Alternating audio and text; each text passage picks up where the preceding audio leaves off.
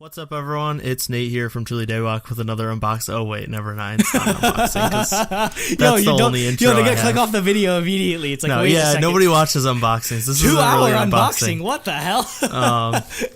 No, so, as you can see, there's only two of us. So I'm taking up hosting duties today, because I think this is actually the first time I've ever hosted Truly Daebak. So yeah, this is a weekly podcast where 2, sometimes 3, sometimes 4 people gather around this computer and other computers. That's a kind of funny reference. To talk about K-pop and other K-pop industry things and just Korean music and Korean culture. So yeah, this is episode 90. And I am joined by Andrew, who normally has 3 things. Oh, that's Jacob's weird. Obviously not here. Yeah, it's weird doing this first. All right, I kind of have like 3.5 things. Well, number 1, because of a certain Nathan Swisher, I have been dragged kicking and screaming back into the world of Magic the Gathering. And I attended my first pre-release in like 2 years. It was actually pretty fun.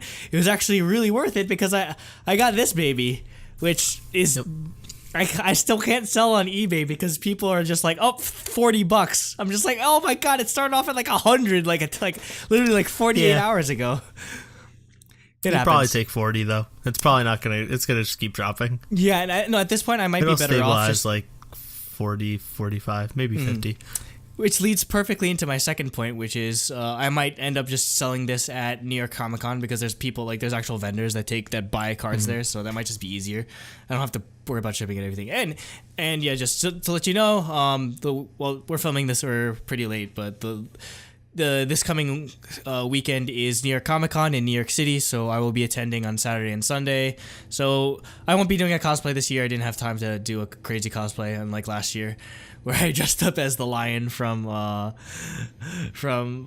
Lionheart, and it did not go well. But I mean, if you're there, definitely say hi. I mean, I'm sure 90% of people are going to be there for, which I guess is my number 3 point. 90% of people that like K-pop probably aren't going to be there because they're going to be at the BTS concert at Citi Field, which is great because, man, BTS has just been doing so much in New York City. So, like, they had their Prudential Center concerts last week. They went to the UN. They were on like Good Morning America, Jimmy Fallon, and everything. So they've been going around New York a lot. And yeah, like it's still crazy how they're selling out. There are more people that are going to be at that BTS concert than there are people that actually go to like Mets games. It's kind of sad, unfortunately, but it's still cool. We talked about how historic and important that's going to be, so it's going to be a really cool thing to sort of take notice of. And I guess a special 4th thing I just wanted to address: the meme sensation that is sweeping the nation right now. Bowsette, oh my god. God, why? No, why'd you bring it up? It's actually pretty funny. It's just like super like deep cut when it comes to lore, and it's just been proliferate. It's just like the perfect combination of Nintendo's popularity and freaking degenerate like weeb anime people like me. Horrible people. So yeah. I'm not we're taking betting odds on how many Bowsette cosplays I see at New York Comic Con, so we'll see.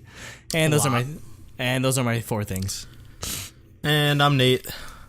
Give me a little touch. Thank you, SNSD. Not a big touch. You're back. Not a medium touch. No, just a little one. Just a little touch. Lil. L-I-L. L-I-L. Like Wayne. Yeah. That's another thing we should bring up. Yeah, Lil Wayne released Carter 5, which is insane. So totally check that out. Check that out. Okay.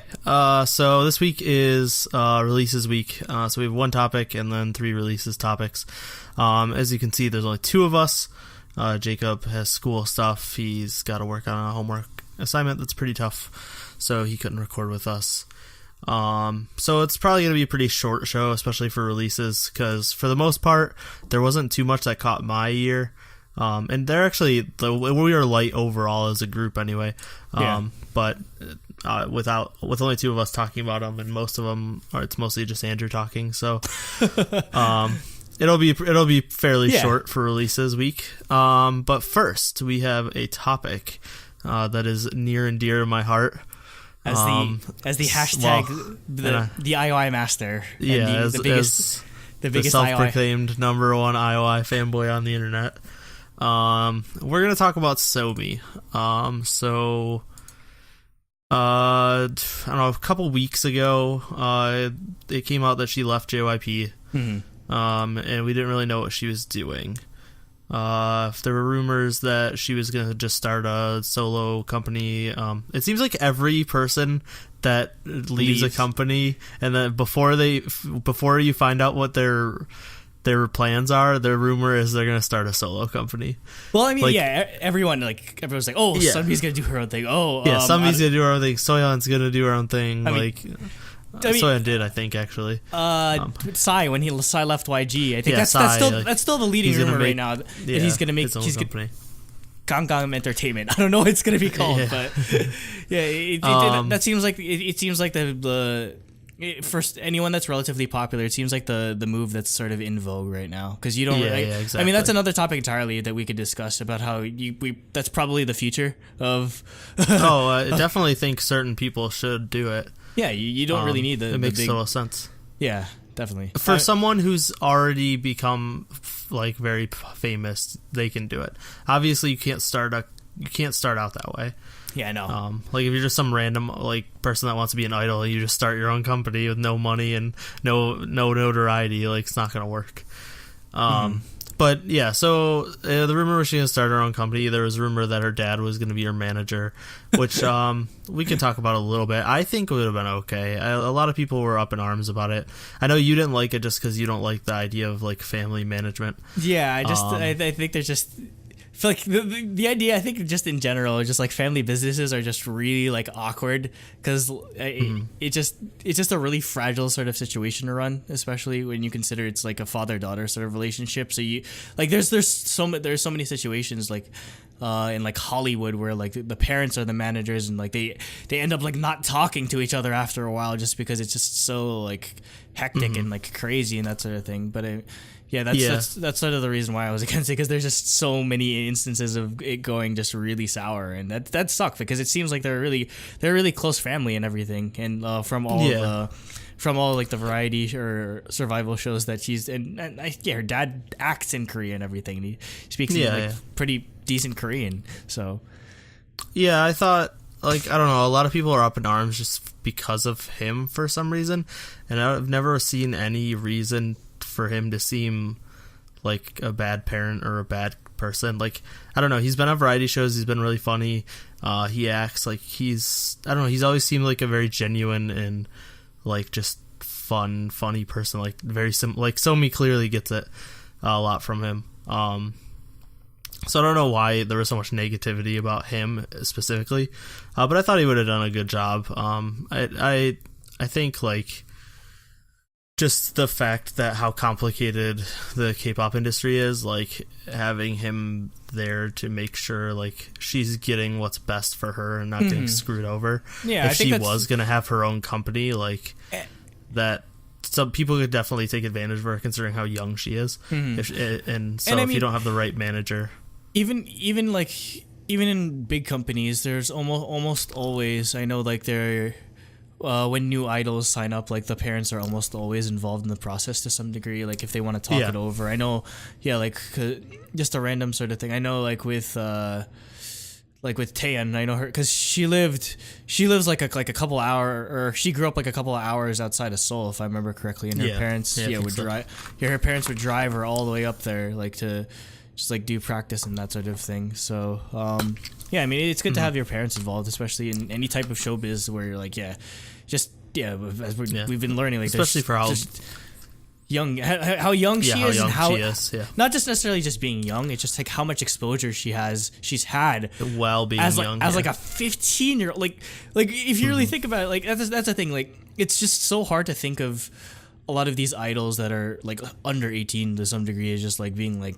They're still kids. Like they're still they don't know what the hell I like. Honestly, like any of you like listeners, like did you really know what the hell you were doing at age 15? I had no idea what the heck I was doing at age 15. Honestly, I mean, we do have to give her credit. She's not that young anymore. She's like 16, 19. 17. Yeah, she's no, not 19. She's Even at 18, Yeah, like I had no idea what the hell I was doing. Honestly, she's 16, so. But she's, I could barely operate a microwave at 18.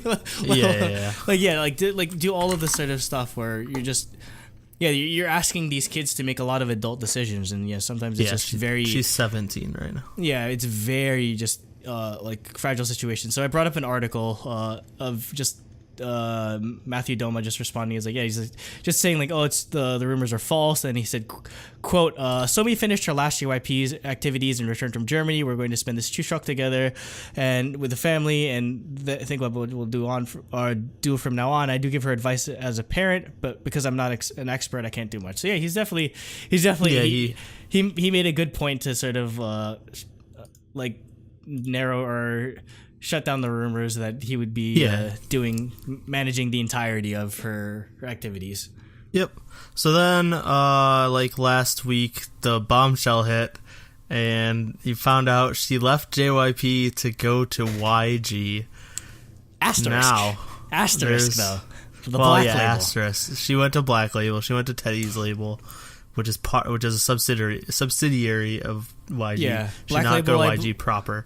The Black Label, I believe, has Zion T. I believe somebody recently just left. It might have Ehai. I think Lehigh is definitely under Black Label. Let's find out. I googled Black Label and it comes up with Johnny Walker. Okay, I couldn't find anything else, but I got it. Yeah, so Black Label is the portion of YG that Teddy's in charge of. He's Teddy. I don't know if he's technically he's like the CEO or like the whatever. He's that's his thing. Okay. Like I don't think don't think YG has any influence over that section of the company, I believe. Mm-hmm. So actually Lehigh is not part of Black Label. Literally the only people on this list I know are Teddy and Zion T, and then Kush. Who I've heard of, but I don't know any of their music, and then just a bunch of like hip hop people, I assume. Yeah, and then Somi. Black Label is just basically just Black Label is kind of like an in between like proper like main YG and high ground. Like high ground just like super like out there, whereas like Black Label is definitely more. They definitely liaison more with the main like YG company.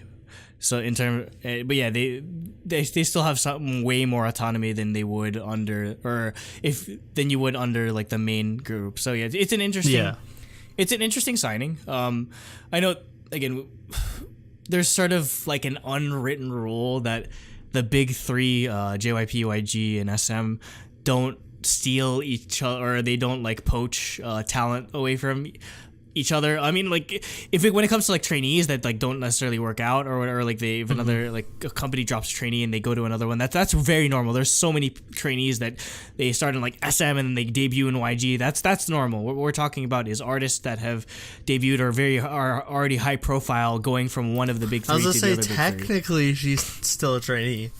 I mean, she already debuted. She technically debuted in. She debuted, but then she went back to being a trainee after disbandment. So. Yeah, but it's weird. It's a weird situation, where this type of like free agency situation hasn't really happened before. I mean, we were going to like we previously addressed. We thought I don't know. Did they ever resolve what was going to happen to Hyuna and E'Dawn? Were they going to leave, or like they said, we're going to make an announcement, and they never made an announcement. I think Hyuna is for sure gone. I don't know about E'Dawn.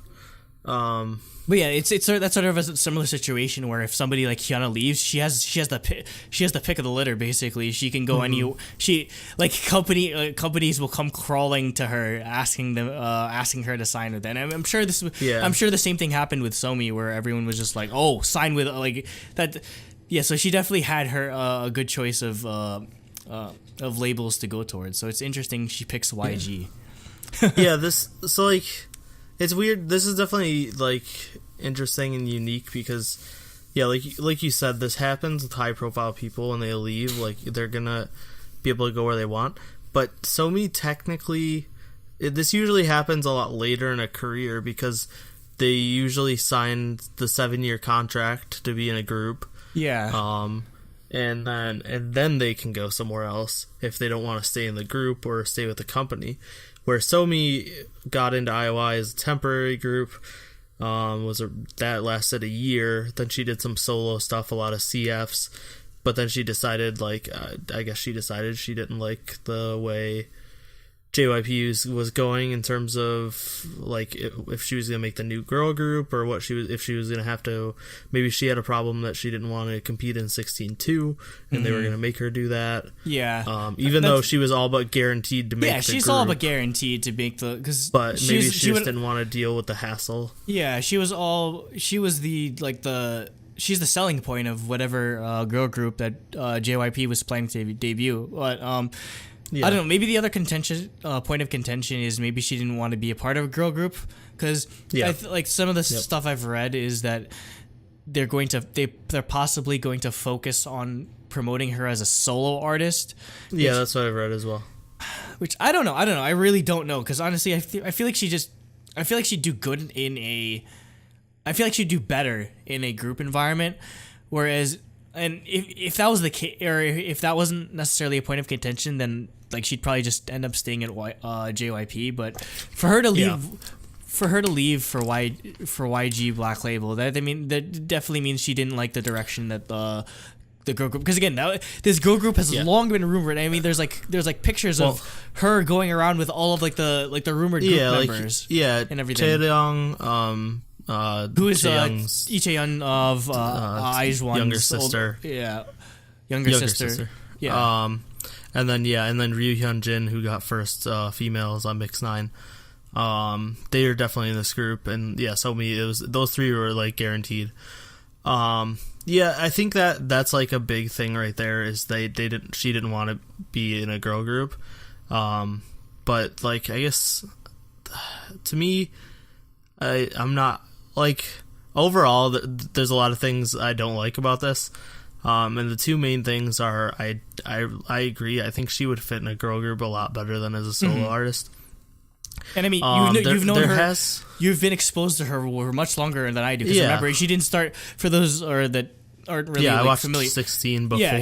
She didn't start. She didn't like break out with Produce 101. She was almost a member of Twice. Again, that was the first thing. Everyone was like, oh, after IOI is done, they're definitely adding her to Twice, which never happened. And in retrospect, do you think adding her to Twice might have been the right move instead of possibly putting her in another girl group where she might have just overshadowed all of the other members?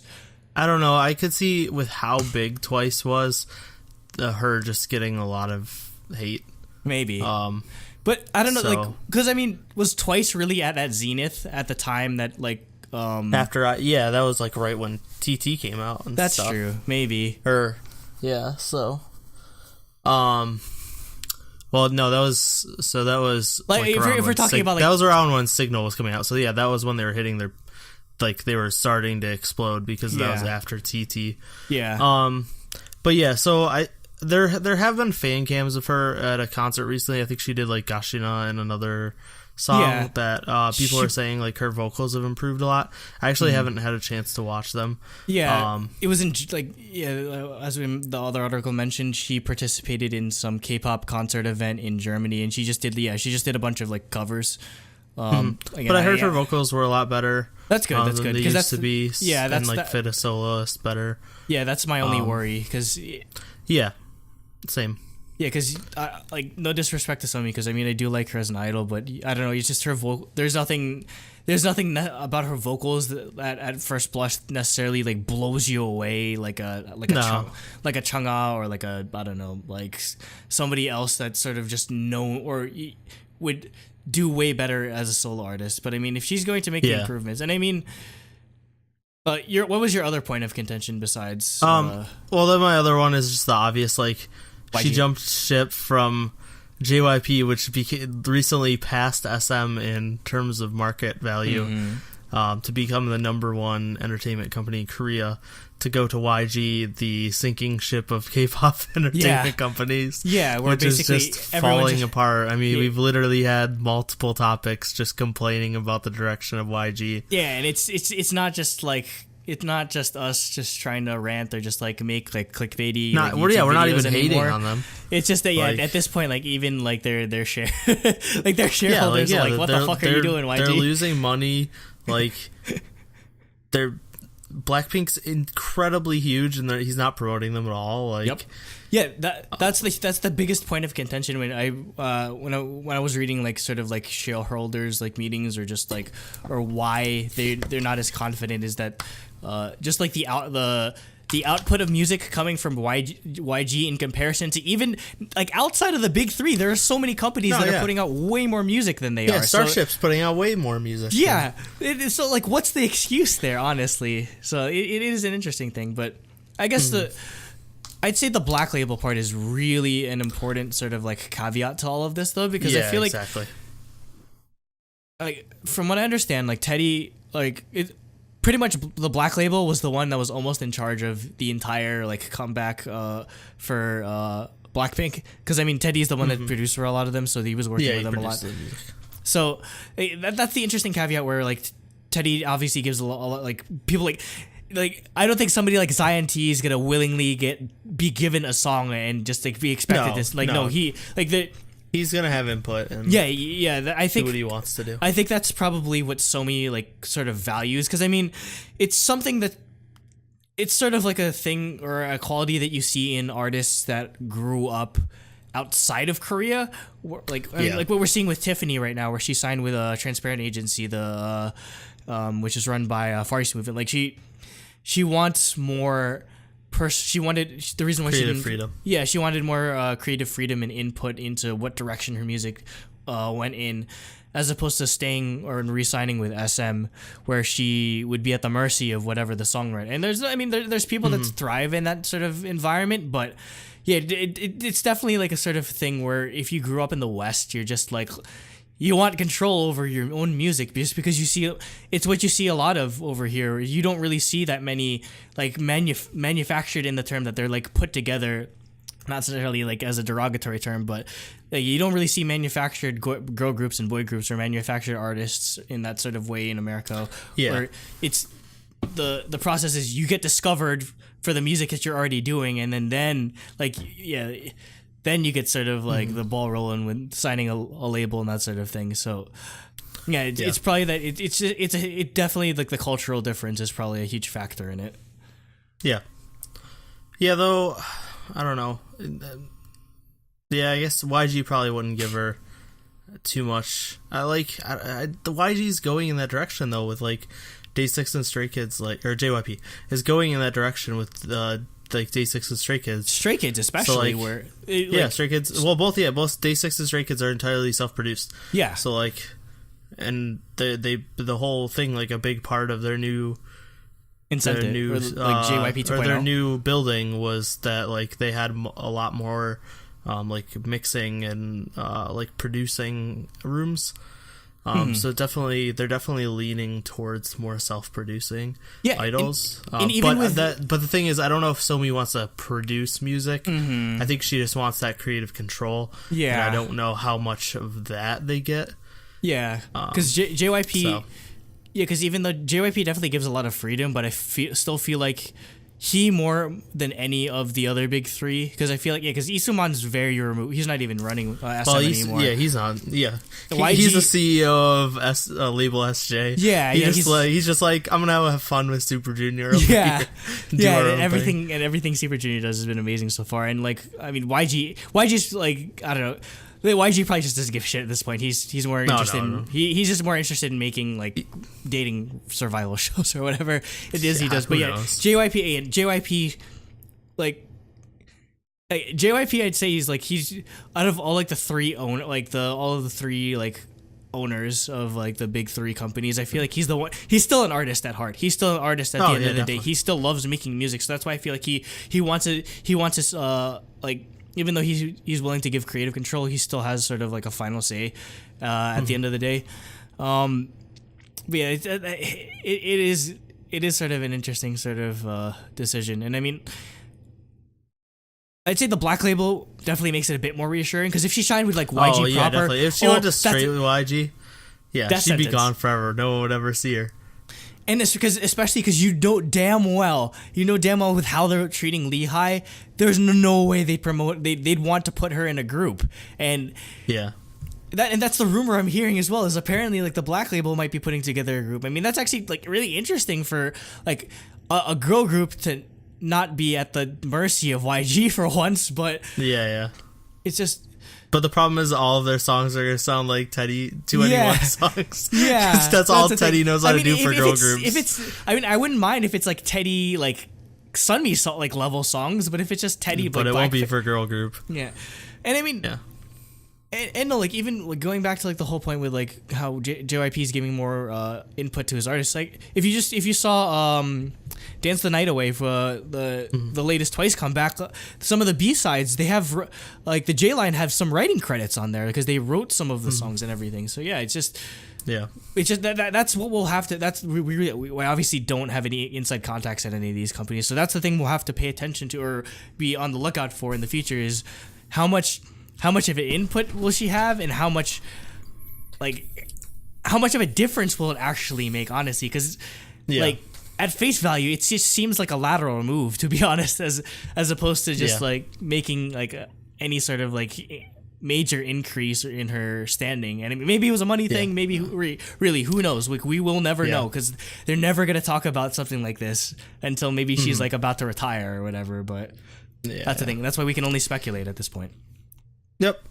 So yeah, I think I'm good if you're good. So yeah, leave your comments below what you think of Somi switching from JYP to YG Black Label.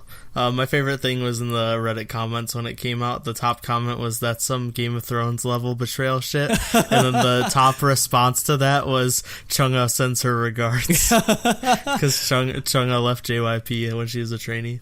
I mean, I wouldn't mind if Somi joined Chungha at MNH. Holy crap! I'd actually that would have been amazing. I'd prefer that move, honestly. And I mean, there's been precedent set for that. There's been a lot of people that went through Produce and they ended up leaving their initial company and joining whatever friends they made with a different whatever friends they made through the show. So yeah, definitely that's something that we don't want this to be an echo chamber. So yeah, definitely leave your input because I'm very interested.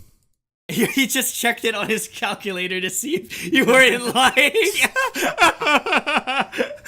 I'm a computer science major. You think I can't add and divide by 3? Okay, so it's a 9 out of 10. It gets the shiny. It's a truly Daebak album, despite. Yes.